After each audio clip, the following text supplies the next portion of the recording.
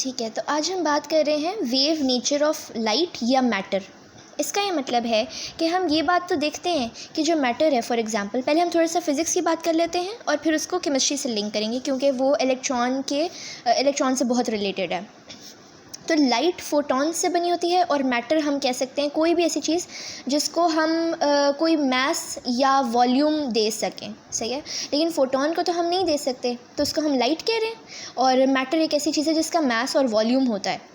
तो अगर कोई वेव है ना, फॉर एग्जांपल इस पे एक वेव ट्रैवल कर रही है लाइक दिस, तो हम ये कह रहे हैं कि ये एनर्जी ट्रांसफ़र हो रही है।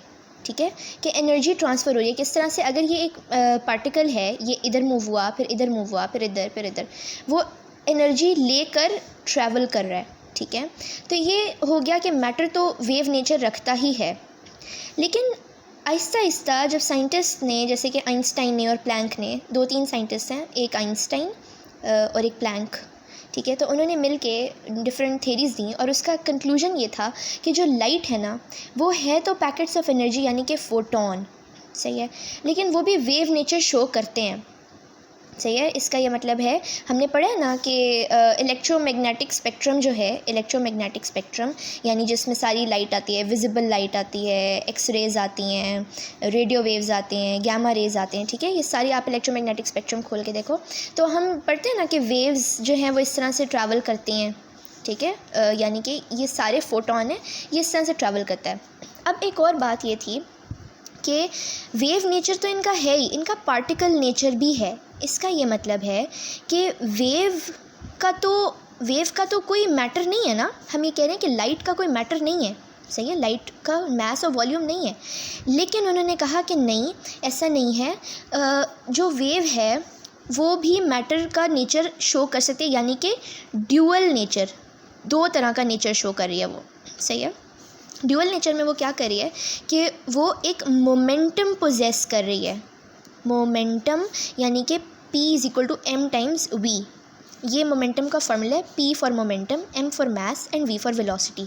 ये फिज़िक्स में हमने काफ़ी दफ़ा पढ़ा है कि मोमेंटम ये होता है। तो वो कह रहे हैं कि फोटॉन्स जो हैं, जो लाइट है, वो वेव की तरह तो ट्रैवल कर रही है, लेकिन उसकी एक ये प्रॉपर्टी भी है कि वो मैटर की तरह बिहेव कर रही है, यानी कि वो मोमेंटम पोजेस कर रही है। मोमेंटम का मतलब है कि उसका एक मास भी है और उसकी एक वेलोसिटी भी है। तो उन्होंने इन दोनों चीज़ों को कंबाइन करके एक इक्वेशन दे दी जिसमें उन्होंने कहा कि लैम्डा = h/m × v, सही है। ये आपके पास एक इक्वेशन आ गई where h is the Planck's constant, lambda is the wavelength. इसका मतलब कि उसका वेव नेचर भी है और वो मोमेंटम भी पोजेस कर रही है, तो वो इस इक्वेशन से बेस करता है, रिलेटेड है। अब अगर हम इलेक्ट्रॉन की बात करें तो इलेक्ट्रॉन भी एक मैटर है, लेकिन अब हम ये बात करें ना कि कहाँ चीज़ डुअल नेचर शो करेगी, जहाँ वो डुअल नेचर शो करेगी वहाँ ये अप्लाई होगा। तो अगर एक इलेक्ट्रॉन है ना, अब हम एक स्टैंडिंग वेव की पहले बात कर लेते हैं कि एक स्टैंडिंग वेव क्या होती है। एक स्टैंडिंग वेव क्या होती है कि एक चीज़ आपको यूँ शो हो रही है, सही है।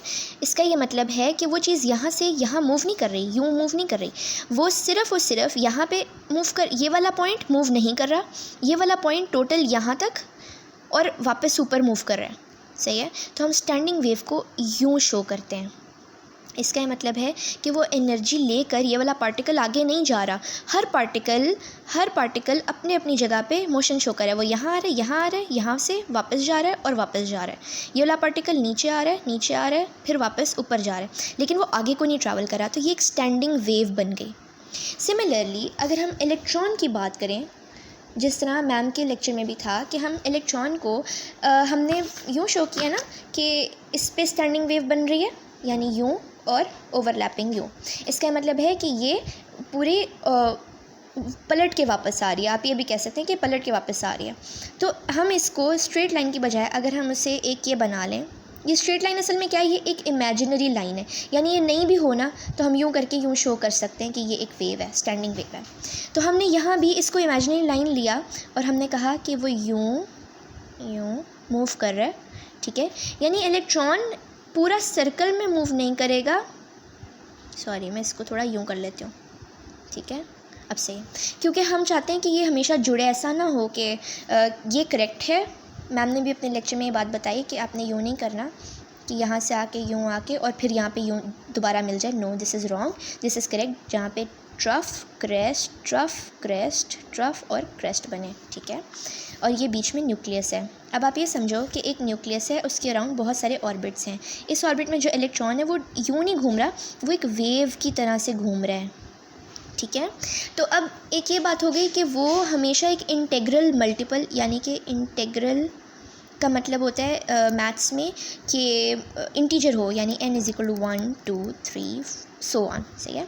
यानी वो पॉइंट्स में नहीं हो सकता, वो हमेशा एक इंटेग्रल वैल्यू होगी। जैसे इसमें यहाँ से एक वेव स्टार्ट होती है, यहाँ पे वो ख़त्म होती है, यहाँ से एक और वेव यहाँ ख़त्म होती है, और ये एक और वेव, 3 वेव्स ख़त्म होती हैं, सही है।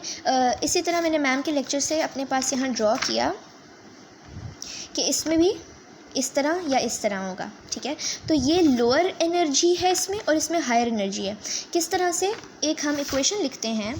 इक्वेशन क्या है, E = hc/λ, ठीक है। ये दोनों हैं कांस्टेंट, ये है प्लैंक्स कांस्टेंट और ये है speed of light 3 exponent 8। Planck's constant is I suppose 6.63 exponent -31 -11, इसको आप चेक कर लेना, ठीक है। तो ये प्लैंक्स कांस्टेंट है और ये साथ स्पीड ऑफ लाइट है। हमें कंसर्न है एनर्जी और वेवलेंथ से। ये हम अगर इस तरह लिखें तो ये करेक्ट होगा कि energy is inversely proportional to wavelength, ठीक है। हमें इस बात से मतलब है। तो हमने कहा कि अगर हम नंबर ऑफ़ वेवलेंथ्स बढ़ाएंगे तो एनर्जी कम हो जाएगी, ठीक है। यानी वेवलेंथ अगर हम बढ़ाएंगे तो एनर्जी कम हो जाएगी। सिमिलरली अगर यहाँ पे देखें तो अगर हमने वेवलेंथ को बढ़ाया है, क्योंकि वेवलेंथ ज़्यादा है ना, ये वेवलेंथ छोटी है, इसको देखो यहाँ पे एक वेवलेंथ छोटी है, दिस इज़ 1 वेवलेंथ, इसमें this is 1 wavelength, this is 1 wavelength, ये ज़्यादा बड़ी है। तो जहाँ बड़ी वेवलेंथ होगी वहाँ एनर्जी कम होगी, जहाँ छोटी वेवलेंथ है वहाँ एनर्जी हायर है।